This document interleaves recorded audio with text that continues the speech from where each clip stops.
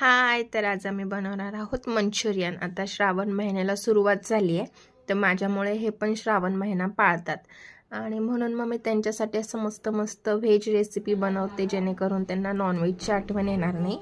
आणि मग इकडे आम्ही मस्त मम्मीने कोबी किसून दिला, त्याच्यात मीठ मिक्स करून ठेवलं आणि मग आता हे कोबीला पाणी सुटतं जरा 10-15 मिनिटांनी, तर सगळं कोबीमधलं सगळं पाणी काढून घ्यायचं।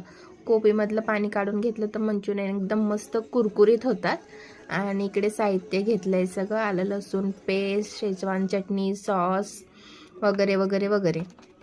त्यानंतर मग पाणी काढलेल्या कोबीमध्ये आलं लसूण पेस्ट, बेसन पीठ, मीठ आणि मग सगळे मसाले मिक्स करून घ्यायचे।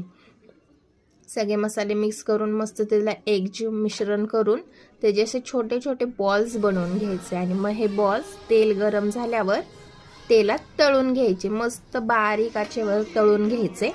आणि मग तोपर्यंत मी असं स्वतःला बघून घेते, कधी कधी मला कॅमेरामध्ये असं बघायला खूप आवडतं स्वतःलाच।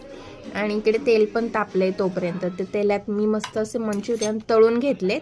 आणि आपल्या चिंग्सचं जे मंचुरियनचं पॅकेट आहे ते पाण्यात मिश्रण एकत्र करून घ्यायचं, म्हणजे त्याच्या गुठळ्या होत नाहीत। आणि मग जे तळलेलं तेल होतं त्याच्यातलं थोडं बाजूला काढून मी त्याच्यात मग कांदा टमॅटो सगळं फ्राय करून घेतलं, थोडंसं जास्त नाही शिजवायचं। आणि मग त्याच्यात आपले सगळे सॉस वगैरे टाकायचे, शेजवान चटणी, टमॅटो सॉस, सोया सॉस आणि मग जे काय आपले मसाले आहेत ते, केचप टाकायचं, सगळं मिक्स करायचं। आणि मग त्याच्यामध्ये जे आपण चिंग्सचं मंचुरियनचं पॅकेट होतं ते पाण्यात मिसळलेलं ते त्याच्यात ओतायचं आणि मस्त त्याला शिजवून घ्यायचं, त्याची एक उकळी काढून घ्यायची।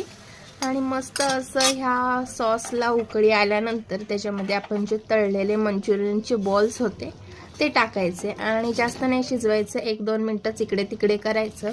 मस्त त्याला सगळीकडून सॉस लागला की एक नंबर। जास्त मीठ टाकायचं नाही, कारण का सॉसमध्ये पण मीठ असतं। आणि आता ह्यांना टेस्ट करायला देऊ, बघू त्यांना आवडलंय का। असं छान छान करून घातलं की ते पण श्रावण महिना एन्जॉय करतात आणि त्यांना पण व्हेज जेवण खूप आवडतं। Bye bye.